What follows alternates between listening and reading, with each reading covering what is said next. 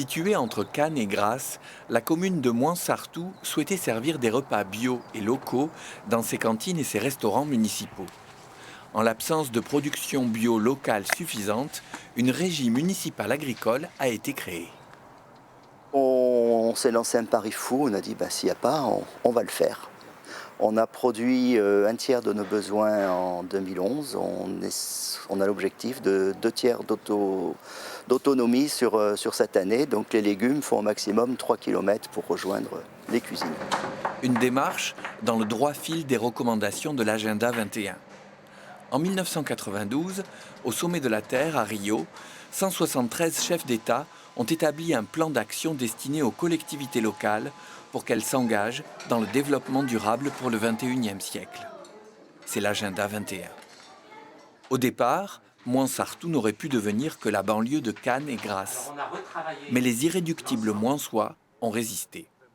Dans les années 50, il y avait effectivement autour de 3 000 habitants. Aujourd'hui, nous sommes à 10 300 habitants.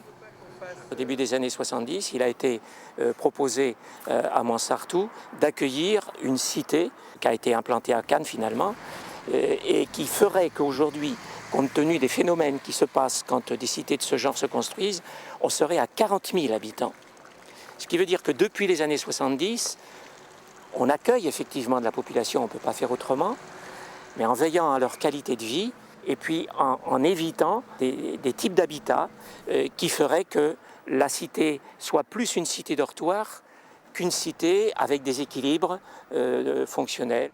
C'est grâce à l'implantation d'une zone d'activité de 130 entreprises, représentant 1500 emplois, que la commune a pu financer les équipements permettant de transformer le village en petite ville. Centres sportifs, médiathèques, groupes scolaires, tout en ménageant des espaces de circulation piétons.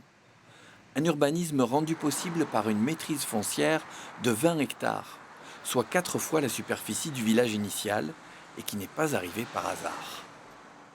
Donc il y a eu le démarrage d'une réflexion par un premier POS, un plan d'occupation des sols, qui a été élaboré en relation avec l'université.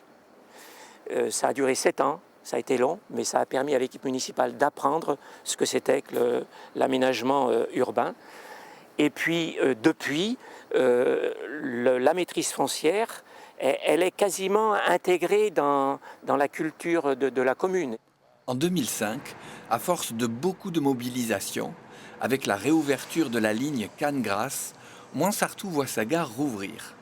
La ville s'engage de plus en plus dans la démarche de l'Agenda 21.